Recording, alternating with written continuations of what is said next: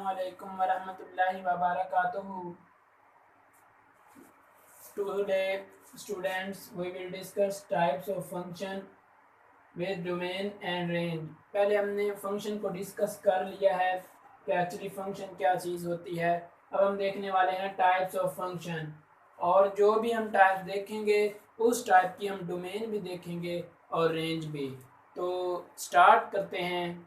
सबसे पहली टाइप है अलजेब्रिक फंक्शन। अलजेब्रिक फंक्शन क्या होते हैं? ये फंक्शन पोलिनोमियल फंक्शन की ही एक फॉर्म है। मतलब हम अलजेब्रिक फंक्शन को जो भी करते हैं वो पोलिनोमियल फंक्शन की एक्सप्रेशन करके ही करते हैं। फॉर एग्जांपल हमारे पास एक पोलिनोमियल है एक्स के प्लस 1, तो इसमें हम जो भी जमा करेंगे, ऐड करेंगे, इस पर कोई स्केयर रूट लगाएंगे तो वो हमारे पास क्या हो जाएगा? Algebraic function.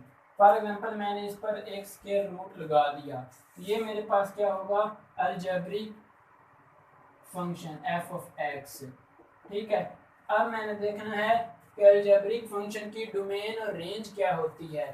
ठीक है, क्योंकि आपको पता है डोमेन क्या चीज़ होती है। ऑल पॉसिबल इनपुट वैल्यूज क्या होती हैं? डोमेन। और ऑल पॉसिबल आउटपुट वैल्यूज क्या होती हैं? रेंज। ठीक है। तो अब मैं देखूंगा कि इसमें मेरे पास कौन कौन सी कंडीशन होती हैं। सबसे पहले इसमें डिनोमिनेटर में भी कोई चीज़ आ सकती है, x+1 या x+2। ठीक है। पोलिनोमियल को डिवाइड करने से या कोई भी उन पर अलजेब्रिक ऑपरेशन लगाने से अलजेब्रिक फंक्शन बनते हैं। अलजेब्रिक ऑपरेशन क्या होते हैं? प्लस, माइनस और डिवीजन वगैरह। ठीक है। तो अब मैंने देखना है कि मेरे पास कंडीशन क्या है। इसमें मेरे पास कंडीशन डोमेन और रेंज के लिए क्या है कि मेरे पास जो डिनोमिनेटर है वो ज़ीरो नहीं होना चाहिए, is not equal to zero. अगर मेरे पास ये ज़ीरो हो गया तो मेरा फंक्शन अनडिफाइन हो जाएगा, जिससे मतलब मेरी डोमेन और रेंज नहीं आ सकती। इसके बाद नेक्स्ट जो मेरे पास कंडीशन है वो ये है कि एक मेरे पास ये कंडीशन ये है, अगर अकेला फंक्शन तो इसमें जो एक्सप्रेशन है, जो भी एक्सप्रेशन है वो ग्रेटर और इक्वल देन ज़ीरो होनी चाहिए। ठीक है, ग्रेटर और इक्वल देन ज़ीरो। ठीक है। अगर ये मेरे पास एक्सप्रेशन ओवर में आ जाता है, यानी 1/x+1, तो ये मेरे पास जो एक्सप्रेशन है वो must be greater than zero होना चाहिए। ठीक है, क्योंकि अगर ये मेरे पास इक्वल टू ज़ीरो हो गया तो फिर ये अनडिफाइन हो जाएगा, और ये मेरे पास मस्ट ग्रेटर देन ज़ीरो होना चाहिए। तो अलजेब्रिक फंक्शन क्या होते हैं और उनकी डोमेन और रेंज कैसे फाइंड करते हैं, ये आपने इस तरीके को याद रखना है, इन तीन कंडीशन को। लेकिन एक और कंडीशन भी मेरे पास आ सकती है। जैसे आप चेक करें x² -9 या 9 - x², तो इनकी डोमेन और रेंज में डिफरेंस होगा, क्योंकि इसके एक्सप्रेशन आपके पास, मैंने कहा है कि एक्सप्रेशन जो है वो ग्रेटर और इक्वल देन ज़ीरो होना चाहिए। ठीक है, ये मेरे पास एक्सप्रेशन है, तो इसको कुछ लोग ऐसे लिख लेते हैं, लेकिन ये तरीका क्या है? रॉन्ग है। आपने इसको ऐसे नहीं लिखना। अगर आपके पास कोई भी अलजेब्रिक फंक्शन आता है और उसके फैक्टर बन सकते हैं, तो आपने उसके फैक्टर बनाने हैं। उसको ऐसे अगर आप लिखेंगे तो वो तरीका रॉन्ग हो जाएगा। ठीक है, must be greater than zero. इसके बाद आपने एक रियल लाइन ड्रॉ करनी है और उस पर आपने बना लेने हैं अपने फैक्ट जो भी आपने बनाने हैं, और इधर आ जाएगा, जो इसको ज़ीरो कर दें वो भी लिख लेने हैं, और इधर आ जाएगा 3। अब ये मेरे पास बन गए हैं और इनको मैंने सॉल्व करना है। ठीक है, जो भी मेरे पास, जहाँ पर मेरे पास ग्रेटर और इक्वल देन ज़ीरो होगा वो मेरी डोमेन और रेंज होगी, तो मैं फाइंड कर ही देता हूँ। अगर मैं इसमें से कुछ इधर इस वाले में पुट करूँ तो मेरे पास होगा -4 और -3। ये मेरे पास माइनस होगा और -4 + 3, तो ये मेरे पास क्या होगा? माइनस। तो ये ओवरऑल मेरे पास क्या हो जाएगा, पॉजिटिव। ठीक है, ये जो मैंने इंटरवल लिया ये मेरे पास पॉजिटिव हो जाएगा। और अगर मैं इसमें से इस इंटरवल में से 2 पुट करूं तो ये नेगेटिव और ये पॉजिटिव, ये मेरे पास नेगेटिव होगा। ठीक है, और अगर मैं ये इंटरवल लूँ 4 पुट करूं तो ये मेरे पास पॉजिटिव होगा। ठीक है, अब मुझे इन 2 इंटरवल में कंसर्न है। ठीक है, अगर यहाँ अपने ब्रैकेटों का बहुत खास ख्याल रखना है। जो भी हम इंटरवल ले रहे होते हैं उसमें हम ब्रैकेट्स का बहुत ख्याल रखते हैं कि वो हमारे पास क्लोज इंटरवल आएगा या ओपन इंटरवल। ठीक है, तो इस तरीके से आपने इसको भी सोल्व करना है। ये एज अ होमवर्क है आपके लिए। ठीक है, तो यहाँ से मैं चेक करता हूँ कि 3 माइनस इन्फिनिटी से 3 तो मेरे पास आएगा, लेकिन अब ब्रैकेट इधर तो ओपन इंटरवल यानी इन्फिनिटी के साथ। अब 3 शामिल होगा या नहीं होगा, 3 शामिल होगा, क्योंकि अगर मैं यहाँ 3 पुट करूँ तो मेरे पास 0 ही आता है, और 0 एक वैलिड आंसर है। और आपने चेक करना है कि जब आपके पास वैलिड आंसर आ जाए तो वो आपके पास डोमेन और रेंज होती है। लेकिन अगर आपके पास कोई इमेजिनरी नंबर आ जाए तो आपकी डोमेन और रेंज में शामिल नहीं होगा। तो यहाँ पर 3 शामिल होगा। ठीक है, और यहाँ पर ये भी 3 शामिल होगा, और ये शामिल होगा, और यहाँ पर प्लस इन्फिनिटी। तो ये आपकी डोमेन आ जाएगी। इस तरह आपने इसकी भी फाइंड कर लेनी है, और इसके जो बनेंगे फैक्टर वो 3 माइनस एक्स और 3 प्लस एक्स होंगे, और इसका आपने इस तरह रखना है। ठीक है, और इसके बाद हम नेक्स्ट जाते हैं पॉलिनोमियल फंक्शन पर। पॉलिनोमियल फंक्शन पर हम आते हैं। तो जैसा कि मैंने आपको पहले भी बताया है कि जो हमारे पास अलजेब्रिक फंक्शन होते हैं वो पॉलिनोमियल फंक्शन की एक फॉर्म होते हैं। ठीक है, तो पॉलिनोमियल फंक्शन को मैं देखूंगा कि ये मेरे पास किस तरह का एक्सप्रेशन होता है। एक मेरे पास एक्सप्रेशन, एक रिलेशन होता है बल्कि। ठीक है, a0 x की power n plus a1 x की power n minus 1 up to so on an minus 1 और x nought plus a1 is equal to 0 रखो या ना रखो। ठीक है, वो कंडीशन होती है। इसमें अब मैंने देखना है, ये मेरे पास पॉलिनोमियल फंक्शन, ये मेरे पास रिलेशन था, लेकिन इसी को अगर मैं एक फंक्शन कह दूं तो ये मेरे पास एक पॉलिनोमियल फंक्शन बन जाएगा। ठीक है, इसको अलजेब्रिक फंक्शन के साथ हम कैसे रिलेट करते हैं कि अगर हम पॉलिनोमियल फंक्शन को पर कोई अलजेब्रिक ऑपरेशन लगा दें तो हमारे पास अलजेब्रिक फंक्शन बन जाता है, और अगर हम उस पर उसको पॉलिनोमियल ही रहने दें तो हमारे पास पॉलिनोमियल फंक्शन होता है। ठीक है, तो यहां से मैंने एक कंक्लूजन निकाली कि जो मेरे पास एवरी अलजेब्रिक फंक्शन है, every polynomial function is algebraic but converse is not. लेकिन इसका उल्ट जो है वो एग्जिस्ट नहीं करता। हर पॉलिनोमियल फंक्शन तो अलजेब्रिक फंक्शन होता है, लेकिन हर अलजेब्रिक फंक्शन पॉलिनोमियल नहीं होता। ये आपने याद रखना है। ठीक है, जो मैंने आपको अलजेब्रिक फंक्शन की डेफिनेशन में बताया है। ठीक है, ये तो होता है पॉलिनोमियल फंक्शन। और इसके बाद हमने देखनी इसकी डोमेन और रेंज। डोमेन और रेंज,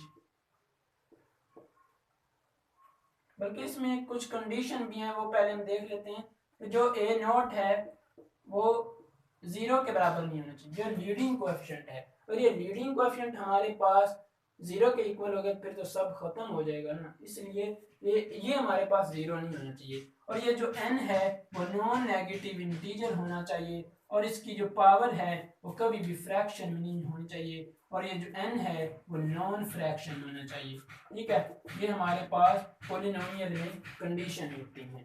ठीक है, तो इस तरह की मैं पॉलिनोमियल ऐड कर लेता हूँ x की पावर 4 प्लस 7। ठीक है, p ऑफ x मेरे पास पॉलिनोमियल रिलेशन है, और मैं इसको पॉलिनोमियल फंक्शन ही कह देता हूँ।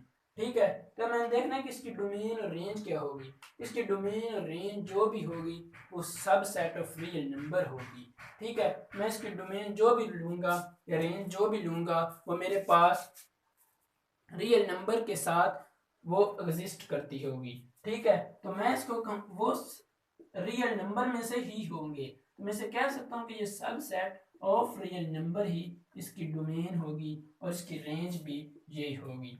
ठीक है, इसके बाद पॉलिनोमियल फंक्शन में कुछ हम आगे फंक्शन भी डील करते हैं, जिसमें एक लीनियर फंक्शन है।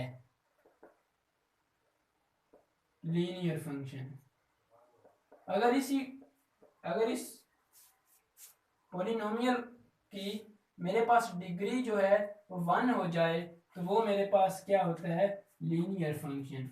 F of X is equal to X plus 7 या एफ ऑफ एक्स, इसकी जो जर्नल फॉर्म है वो ए एक्स होती है। ठीक है, प्लस बी लिखो या ना लिखो, लेकिन मेरे पास ये जो है और ये ए जो है वो नॉट इक्वल टू 0 होना चाहिए। ठीक है, तो इस पर मेरे पास ये कंडीशन होती है, इसकी मैं जब देखता हूँ डोमेन और रेंज तो मैं कहता हूँ कि ये भी set of all real number होगी। आप इसमें हर नंबर पुट्स कर सकते हैं और हर नंबर आपको आंसर मिल सकता है। तो इसकी डोमेन और रेंज क्या होगी, डोमेन और रेंज ऑल रियल नंबर होगी। ठीक है, इसके बाद लीनियर फंक्शन के बाद मेरे पास आ जाता है कांस्टेंट फंक्शन। कांस्टेंट फंक्शन आपको नाम से पता चल रहा है कि इसमें कुछ न कुछ कांस्टेंट जरूर रहेगा। अब क्या चीज कांस्टेंट रहेगी ये हमने चेक करना है। वो कहता है कि कांस्टेंट फंक्शन मेरे पास तब बनता है जब यहां पर मेरे पास पॉलिनोमियल में कांस्टेंट मौजूद ना हो। ठीक है, बल्कि कांस्टेंट मौजूद हो, वेरिएबल ना हो। कांस्टेंट फंक्शन तो हम डील कर रहे हैं तो मेरे पास वेरिएबल मौजूद ना हो, यानी ये जो एफ ऑफ एक्स है ये इज इक्वल टू ए रह जाए, ये मेरे पास वेरिएबल ना हो, तो मेरे पास क्या होगा, कांस्टेंट फंक्शन। ठीक है, for example F of X is equal to 5 या y इज इक्वल टू 5 भी मैं इसे लिख सकता हूँ। ठीक है, तो इससे मैं कहता हूँ कांस्टेंट फंक्शन। जब इसकी मैं डोमेन और रेंज देखता हूँ तो मैं कहता हूँ कि मेरे पास ये जो इसकी रेंज है ये सेम रहेगी, ये एक नंबर रहेगा, क्योंकि कांस्टेंट फंक्शन है, मेरे पास वेरिएबल मौजूद नहीं है, तो मेरा फंक्शन वेरी नहीं कर रहा, वेरिएबल मौजूद नहीं है, तो क्या होगी, इसकी रेंज जो होगी वो एक कांस्टेंट फंक्शन होगी। डोमेन में कुछ भी पुट कर सकता हूँ, डोमेन जो है तो नेगेटिव टू प्लस इन्फिनिटी में कुछ भी पुट कर सकता हूँ, लेकिन रेंज क्या होगी, मेरे पास कांस्टेंट रहेगी। ठीक है, इसके बाद मैं नेक्स्ट कांस्टेंट फंक्शन के बाद आइडेंटिटी फंक्शन करता हूँ। मैं करने जा रहा हूँ आइडेंटिटी फंक्शन। ठीक है, आइडेंटिटी फंक्शन करने से पहले कुछ पॉलिनोमियल की जो हैं प्रॉपर्टीज वो भी मैं आपको बता देता हूँ कि वो क्या आती हैं। पॉलिनोमियल की प्रॉपर्टीज ये होती है कि ये ऑलवेज कॉन्टिन्यूस रहती है। जब हम कॉन्टिन्यूटी और डिसकॉन्टिन्यूटी को डिस्कस करेंगे तो हम ये जानेंगे कि हम उसकी कॉन्टिन्यूटी और डिसकॉन्टिन्यूटी पर बात नहीं करते, क्योंकि हमें पता है कि पॉलिनोमियल इज ऑलवेज कॉन्टिन्यूस। ठीक है, इसके बाद इसकी प्रॉपर्टीज में एक ये आ जाता है कि ऑड फंक्शन और इवन फंक्शन, वो भी हम इधर अभी डिस्कस करते हैं, और इसके बाद रैशनल फंक्शन डिस्कस करते हैं। तो फंक्शन क्या चीज़ होती है, अगर आपने फंक्शन आपको नहीं पता तो डिस्क्रिप्शन में जाइए और वहाँ पर चेक करिए जो लिंक दिया हो कि व्हाट इज फंक्शन, और जो हमने डिस्कस कर चुके हैं। तो आइडेंटिटी फंक्शन क्या चीज़ होती है कि मेरे ये इसका रिलेशन मैं बनाता हूँ आइडेंटिटी रिलेशन से। आइडेंटिटी रिलेशन मेरे पास क्या चीज़ होती है कि each element of set A is associated of only one and, ये मैं लिखने को रहने देता हूँ, ये वैसे ही आपको बता देता हूँ। मैं कहता हूँ कि आइडेंटिटी रिलेशन मेरे पास होता है each element of set A is associated with only one and one with element of B. ठीक है, जब मैं कहता हूँ मेरे पास ए बी सी डी एक सेट है और ये ए जो है वो ए के साथ ही एसोसिएट है और बी जो है वो बी के साथ और सी जो है वो सी के साथ एसोसिएट है। ए के साथ है और बी सी के साथ है, बी के साथ ही है और सी जो है वो सी के साथ है। ठीक है, तो मैं कहता हूँ कि ए जो ए के साथ एसोसिएट है तो ये आइडेंटिटी रिलेशन है। लेकिन अगर मैं इसको फंक्शन की डेफिनेशन जो हमने पढ़ी थी कि सब इमेज सिंगल इमेज, क्या ये उस पर हमें एग्जिस्ट करता है? अगर ये उस पर एग्जिस्ट करता है तो इस आइडेंटिटी रिलेशन को मैं आइडेंटिटी फंक्शन कह देता हूँ। ठीक है, ए कॉमा ए जो है ए के साथ एसोसिएट है सिंगल के साथ, बी जो है वो बी के साथ, चाहे अपने साथ एसोसिएट है लेकिन है तो सिंगल के साथ ना, और सी के साथ। एक गलती हमने की, क्या हम डी को डी के साथ लिखेंगे? अगर हम ना भी लिखें तो सिंगल सिंगल तो एसोसिएट है ही, लेकिन हमने आइडेंटिटी रिलेशन में ये पढ़ा है कि each element is associate to each element of B, तो मैं डी और डी को ज़रूर लिखूंगा। ठीक है, तो ये मेरे पास आइडेंटिटी रिलेशन होगा, ये मेरे पास फंक्शन की भी डेफिनेशन पर एग्जिस्ट होता है, इसलिए मैं इसको आइडेंटिटी फंक्शन भी कह देता हूँ।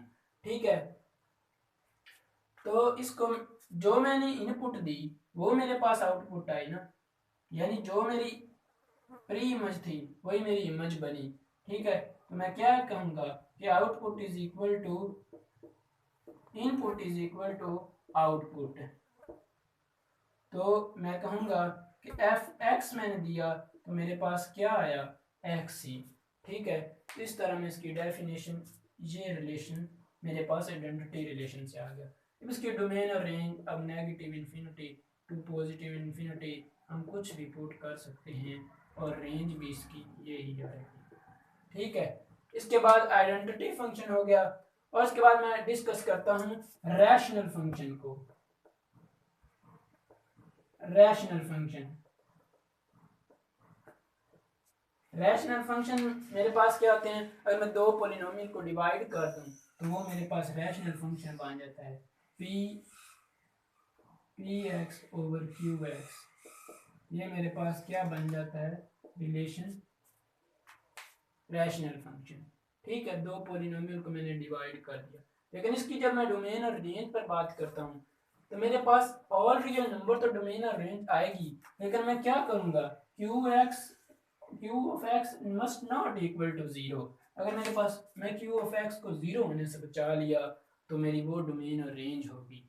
ठीक है, तो सबसेट ऑफ रियल नंबर तो इसकी डोमेन और रेंज होगी, लेकिन जहां जहां पर मेरा क्यू एक्स जीरो होगा उसको मैं दफर आउट कर दूंगा।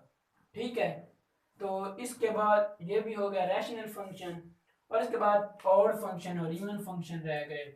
लास्ट पर हम डिस्कस करते हैं ऑड फंक्शन और इवन फंक्शन।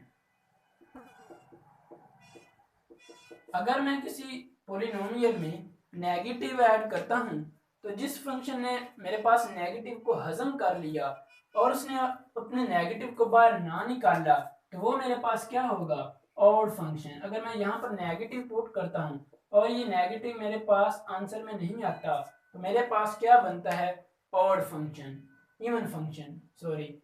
और अगर वो नेगेटिव मेरे पास आ गया बाहर तो ये मेरे पास क्या होगा? Even function.